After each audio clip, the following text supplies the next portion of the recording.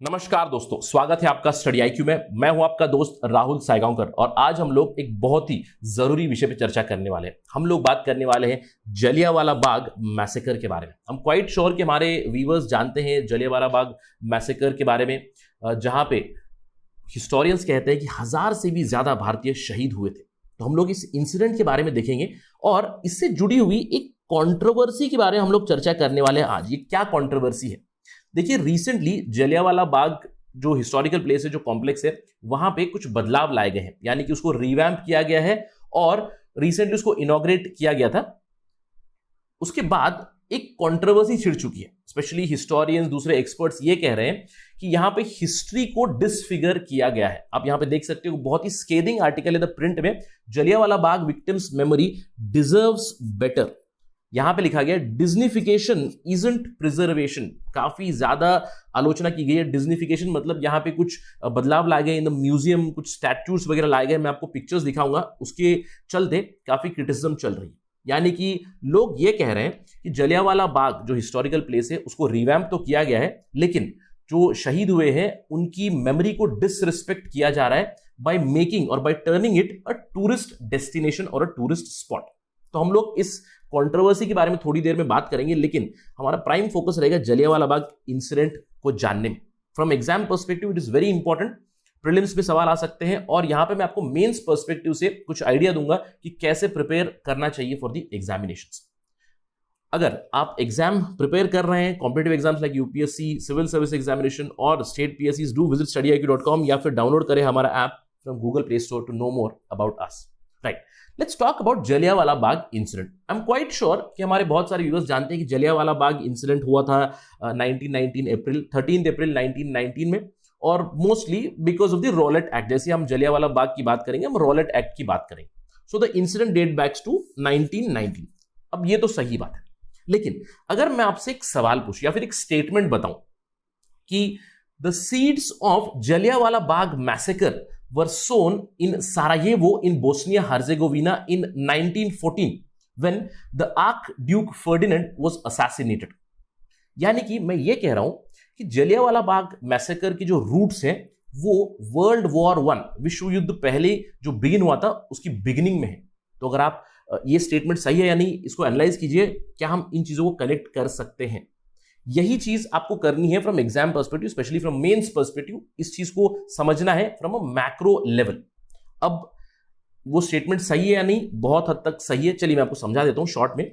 आपको याद होगा 1905 में क्या हुआ था। 1905 में स्वदेशी मूवमेंट शुरू हुआ था इंडिया, इजंट इट? स्वदेशी मूवमेंट क्यों हुआ था?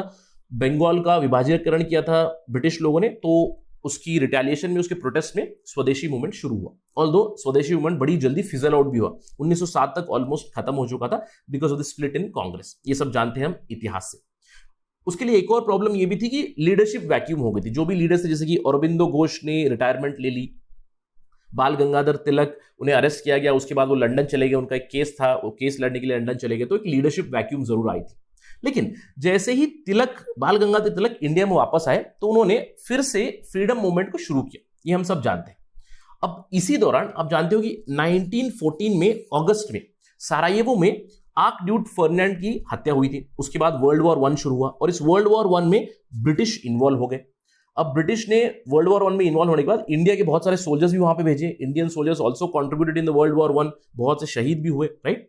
अब उस दौरान इंडिया में नेशनलिस्टिक मूवमेंट को कर्ब करने के लिए ब्रिटिश ने डिफेंस ऑफ इंडिया एक्ट लाया। ये हम जानते हैं। तो डिफेंस ऑफ इंडिया एक्ट में क्या किया? काफी स्ट्रिंजेंट रूल्स थे नेशनलिस्टिक मूवमेंट, नेशनलिस्टिक प्रोटेस्ट जो भी चल रहा है उसको रोकने के लिए, रेवोल्यूशनरी मूवमेंट जो चल रही है उसको रोकने के लिए एक्स्ट्राऑर्डिनरी पावर्स दिए गए पुलिस को, आर्मी को इन इंडिया। अब उसी दौरान आपको पता होगा 1915, 1916 में मैंने कहा कि फ्रीडम मूवमेंट फिर से शुरू हुई। तिलक इस बार थोड़े से मेलोड डाउन थे ब्रिटिश का। उन्होंने कहा कि ब्रिटिश का हम सपोर्ट करते हैं इन दी वर्ल्ड वॉर 1, और यहां पे उन्होंने होम रूल लीग मूवमेंट शुरू किया। एनी बेसेंट ने भी शुरू किया, तिलक ने भी शुरू किया होम रूल लीग, यानी कि हमें डोमिनियन स्टेटस चाहिए, हमें होम रूल चाहिए। अब इसका मतलब क्या हुआ? बेसिकली हमारे जो लीडर्स थे वर्ल्ड वॉर 1 में, अगर हम लोग ब्रिटिश का समर्थन देंगे तो उन्हें लगा था कि ब्रिटिश हमें वापस कंसेशन में कुछ देंगे जब वॉर खत्म होगा। और वॉर कब खत्म हुआ? आपको याद होगा 1918 में नवंबर में वॉर खत्म होगी, वर्ल्ड वॉर 1। अब सबको लग रहा था कि जब वर्ल्ड वॉर 1 खत्म होगा तो सबसे पहले तो डिफेंस ऑफ इंडिया एक्ट के जो स्ट्रिंजेंट रूल्स थे वो हट जाएंगे। इसके अलावा ब्रिटिश कुछ कंसेशंस देंगे, जैसे कि होम रूल की बात चलेगी, डोमिनियन स्टेटस की बात चलेगी। इससे पहले 1917 में ऑलरेडी स्टेटमेंट आया था, मोंटागू का स्टेटमेंट आया था कि रेस्पॉन्सिबल गवर्नमेंट बनाएंगे। तो सबको यह आशा थी कि कुछ बदलाव आएंगे, लेकिन क्या बदलाव आए? वॉर खत्म होने के बाद 1919 में, यानी कि मार्च 1919 में ब्रिटिश ने क्या किया? ब्रिटिश ने रॉलेट एक्ट लाया। अब ये रॉलेट एक्ट क्या था? मैं कह सकता हूं कि डिफेंस ऑफ इंडिया एक्ट जो था उसी के बहुत सारे प्रोविजंस इसके अंदर डाले गए, जिसके तहत एक्स्ट्रा ऑर्डिनरी पावर्स दी गई पुलिस को कि कोई भी रेवोल्यूशनरी एक्टिविटी हो, नेशनलिस्टिक एक्टिविटी हो, उसको कर्ब किया जाए।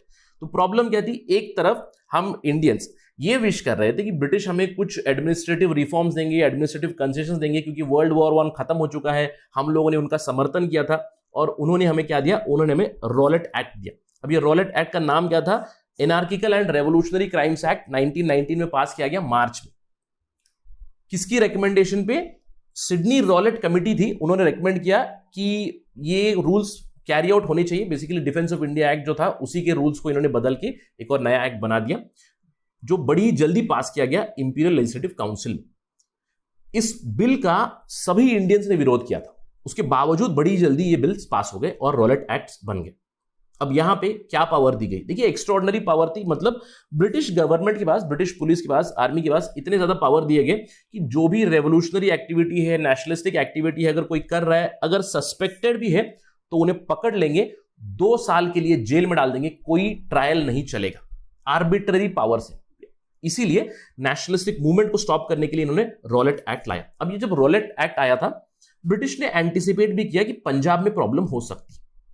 उन्हें लग रहा था कि पंजाब में there would be more and more protest because of these draconian rules. और तभी sir Michael O'Dwyer, please इस नाम को याद रखिएगा, गवर्नर पंजाब जो था, उन्होंने मार्शल रूल इंपोज किया। Please remember, Michael O'Dwyer is different person and general Reginald Dyer is different person from prelims perspective, very important. Punjab में गवर्नर मिचेल ओ ड्वायर ने मार्शल रूल इंपोज किया, पंजाब में, लाहौर में, अमृतसर में, हर जगह पे, अप्रैल 11, 1919 को। अब उसके बाद उन्होंने जनरल डायर को भेजा, जनरल रेजिनाल्ड डायर, जो ब्रिगेडियर जनरल थे जलंधर कैंटोनमेंट में, उनको भेजा अमृतसर को। बोला कि अगर वहां पे प्रोटेस्ट हो तो भैया उसे रोक दीजिए। और अप्रैल 13 को, संडे था, बैसाखी का दिन था, जनरल डायर के ट्रूप्स ने मार्च कर दिया अमृतसर में। अमृतसर में जलियांवाला बाग अगर आप गए हो तो you will see that Harmandir Sahib जो गोल्डन टेम्पल है उसके काफी पास है, एक छोटी सी एंट्री है उसकी। I was able to visit this place couple of years back. तो अगर आप वहां पे जाओगे, एक छोटी सी एंट्री है, और उस एंट्री में जाओगे तो बीच में जलियांवाला बाग में एक कुआं है, और अभी भी आपको वहां पे दिखेंगे बुलेट मार्क्स। उन बुलेट मार्क्स को राउंड किया गया, हाईलाइट किया गया। और ये कहा जाता है कि जब ब्रिटिश ने फायरिंग शुरू की तो बहुत से लोग ब्रिटिश की बुलेट्स से बचने के लिए, बहुत से लोग कुएं में कूद गए थे। तो जनरल डायर अपने ट्रूप्स को लेकर पहुंचे।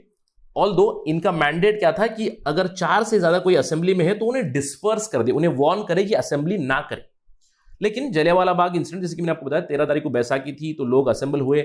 असेंबल प्रोटेस्ट करने के लिए भी हुए थे, पीसफुल प्रोटेस्ट करने के लिए, क्योंकि रॉलेट एक्ट का विरोध कर रहे थे। और 2 लीडर्स थे, डॉक्टर सत्यपाल और डॉक्टर सैफुद्दीन किचलू। इन्हें अरेस्ट किया गया था क्योंकि वो खुद विरोध कर रहे थे रॉलेट एक्ट का। अब इनके अरेस्ट के खिलाफ एक प्रोटेस्ट चल रहा था जलियांवाला बाग में, तो हजारों लोग वहां पे आ गए थे। प्रोटेस्ट, पीसफुल प्रोटेस्ट चल रहा था बेसिकली। जनरल डायर ने क्या किया? जनरल डायर अपने ट्रूप्स को ले गए। जैसे कि मैंने आपको बताया, एक छोटी सी एंट्री थी, उसके अंदर उन्होंने 50 सोल्जर्स वहां पे ले गए और अंधाधुंध फायरिंग शुरू कर दी। और एक बहुत ही इंटरेस्टिंग सी चीज है यहाँ पे, जनरल डायर का जब बाद में इन्वेस्टिगेशन हो रहा था इस इंसिडेंट के बाद, जनरल डायर को पूछा गया, एक बड़ी छोटी सी एंट्री थी जलियांवाला बाग में, अगर वो एंट्री बड़ी होती तो आपके पास जो गाड़ियां थी, उन गाड़ियों के साथ जो मशीन गन थे, क्या आप उसे ले जाते और ओपन फायर करते? जनरल डायर ने आंसर किया था यस, ही आंसर्ड यस। अब देखिए क्या हुआ, ये 50 सोल्जर्स थे, उनके पास ली एनफील्ड राइफल्स थी। उस राइफल से उन्होंने ऑटोमेटिक फायर करा दिया। देखा उन्होंने कि भीड़ है, भीड़ पे ओपन फायर करा दिया। अब देखिए नॉर्मल जो स्टैंडर्ड ऑपरेटिंग प्रोसीजर्स क्या होते हैं, अगर दिस इज जीएस पेपर 4 आपके लिए केस स्टडी, कि अगर आप एक एसपी है तो क्राउड को कैसे डिस्पर्स करोगे, राइट? एक गोली आप फायर करोगे एयर में ताकि एक वार्निंग शॉट होगा, लोग डिस्पर्स हो जाएंगे, अच्छा है। नहीं तो स्टैंडर्ड ऑपरेटिंग प्रोसीजर्स क्या होते हैं, बिलो द वेस्ट, पैरों के ऊपर अगर गोली चलानी है तो चला सकते हो, कुछ इस तरह के, whatever the SOPs are there. लेकिन यहां पे क्या हुआ, जनरल डायर ने कहा अंधाधुंध फायरिंग कर दीजिए। अब 1-2 फायरिंग नहीं हुई, ये जो 50 सोल्जर्स थे, 50 जो ट्रूप्स थे, उनके पास जितनी गोलियां थी उन्होंने सारी गोलियां दाग दी, सारी गोलियां खत्म कर दी। 1650 राउंड्स इन्होंने खाली कर दी। दैट वाज इट, यानी कि इतनी ही गोलियां थी, अगर इससे ज्यादा होती तो वो भी चल जाती। तो क्राउड के साथ क्या हुआ, क्राउड भगदड़ मच गई, इधर उधर बहुत से लोगों की जान गई। ब्रिटिश रिकॉर्ड्स कहती है कि इंडिया में उस समय केवल जलियांवाला बाग इंसिडेंट में 376 पीपल डाइड, मार्टियर, शहीद हुए 376 ओनली, जिसमें से एक बच्चा था 9 इयर्स का, oldest person was 80 years old. ये ब्रिटिश सोर्सेस कहते हैं, लेकिन इंडियन हिस्टोरियंस ने कहा है कि 1000 से भी ज्यादा लोग यहां पे शहीद हुए थे।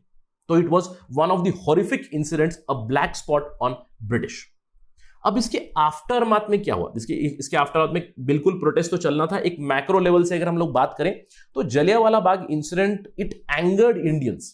अब उसके बाद मैं कह सकता हूं कि इंडियंस के दिल से, हम लोगों के दिल से ब्रिटिश का डर निकल गया। इसके बाद हम लोगों ने कंटिन्यूस मूवमेंट देखे, अरे अगले ही साल नॉन कोऑपरेशन मूवमेंट, फिर 10 साल बाद सिविल डिसोबीडियंस मूवमेंट, उसके बाद क्विट इंडिया मूवमेंट, और मैं कह सकता हूं 30 साल के भीतर ब्रिटिश यहां से चले गए। तो मोर और लेस इंडियंस का डर इससे हट गया था, लेकिन बहुत से लोग यहां पे शहीद हुए। अब इमीडिएट आफ्टरमाथ इसका क्या हुआ, नेशनलिस्टिक जो लीडर्स थे, जैसे कि रविंद्रनाथ टैगोर थे, उन्होंने अपना नाइटहुड रिनाउंस किया। जो उन्हें नाइटहुड दिया गया था ब्रिटिश द्वारा, उन्होंने रिनाउंस कर दिया इसकी प्रोटेस्ट में। इसके अलावा महात्मा गांधी ने रिटर्न कर दिया अपना जो मेडल था कैज़र हिंद का, 1920 में उन्होंने इसको रिटर्न कर दिया। अब ये कैज़र हिंद गांधी को दिया गया था 1915 में, ब्रिटिश ने इसको दिया सोशल सर्विस के लिए। महात्मा गांधी जब साउथ अफ्रीका में थे 1899 में, बोयर वॉर्स हो रहे थे, उन बोयर वॉर्स में महात्मा गांधी ने एम्बुलेंस सर्विस से प्रोवाइड की थी, एम्बुलेंस सर्विस प्रोवाइड की थी। तो सोशल सर्विस के लिए उन्हें कैज़र हिंद का खिताब दिया गया था, जो उन्होंने रिटर्न कर दिया। तो ये तो होना ही था, काफी प्रोटेस्ट भी चला इंडिया में भी। उसके बाद हम लोगों ने देखा नॉन कोऑपरेशन मूवमेंट, बिल्कुल।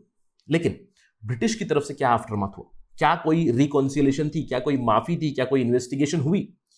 एक इन्वेस्टिगेशन के लिए कमीशन सेटअप जरूर की थी, Lord Hunter commission, Lord Hunter के अंडर चेयरमैनशिप उनकी थी। इसके अंदर कुछ इंडियंस भी थे, जैसे कि एक इंडियन थे एच सेतलवाल, लेकिन ये एक मियर आई वॉश ही था। आई वॉश मतलब इससे कुछ नतीजा नहीं निकला।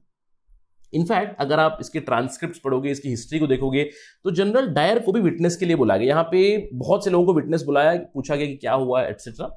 जनरल डायर भी यहाँ पे आए, जनरल डायर से सवाल पूछा कि would you do it again और would you do it at a more level, higher level. जैसे कि मैंने आपको बताया कि अगर आपके पास मशीन गन होती तो उन्होंने कहा yes I would have gone. इसके अलावा उनसे पूछा गया why did you open fire. उन्हें लगा कि ये लोग ब्रिटिश के खिलाफ प्रोटेस्ट करेंगे, ब्रिटिश सरकार के ऊपर ही अटैक करेंगे, इसीलिए ओपन फायर किया। इनफैक्ट कोई पीनल प्रोविजंस, कोई डिसिप्लिनरी एक्शंस नहीं लिए गए जनरल रेजिनाल्ड डायर के खिलाफ, क्योंकि उनकी जो मिलिट्री के सुपीरियर्स थे, कमांडर्स थे, उन्होंने उनकी सराहना की थी, उन्होंने उनकी सराहना की थी। In fact Punjabi organisation had given saropa to general Dyer, this was very strange. लेकिन उसके बाद अगले ही साल मार्च 1920 में general Dyer was found guilty for some other reason. He was found guilty of mistaken notion of duty, और इनको ड्यूटी से हटा दिया गया और इन्हें कहा कि इंडिया में आप ड्यूटी नहीं कर सकते हो। He was prohibited from further employment in India.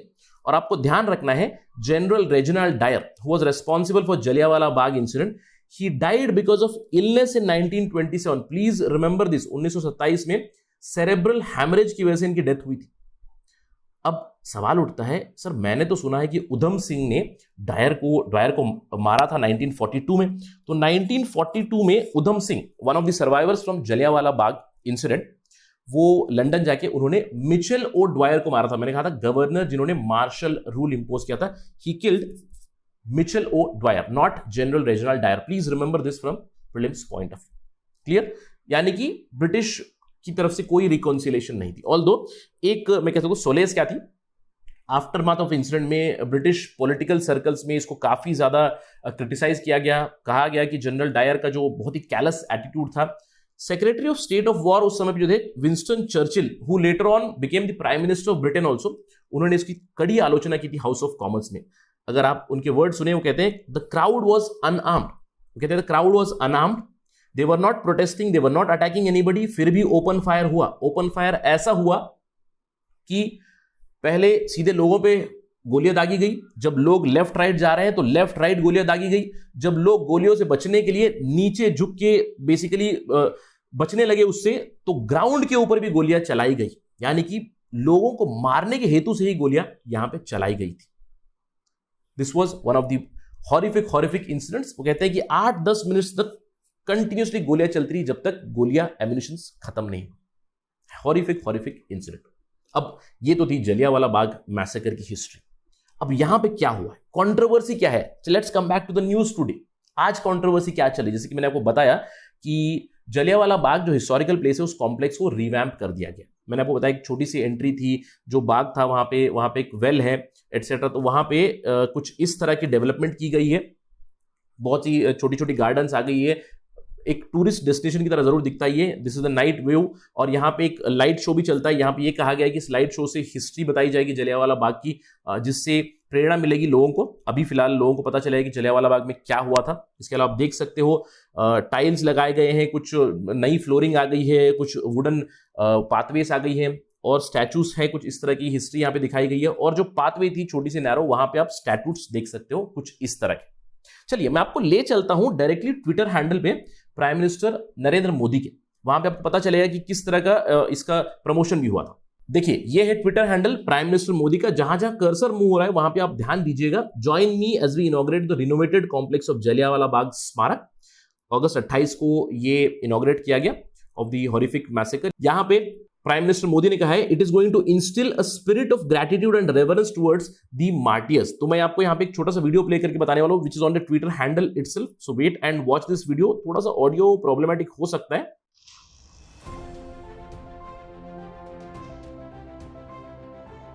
आप देख सकते हो यहां पे वीडियो जलियांवाला बाग स्मारक।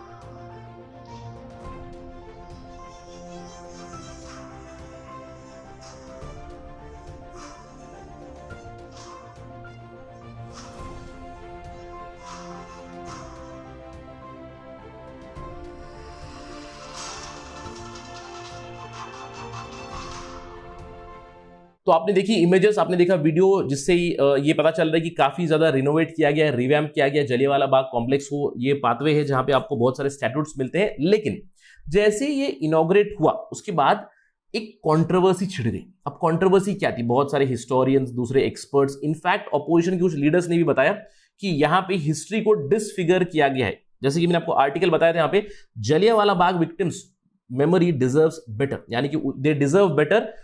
उस मेमोरियल को अच्छे से मेंटेन करना चाहिए था, उसका बेसिकली नक्शा ही बदला गया, ये कहता है। यहां पे तो काफी स्केदिंग रिमार्क है, Disneyfication isn't preservation, although this has been written by a foreign author, जैसे कि मैंने बताया। लेकिन एक और भी आलोचना यहां पे आई है।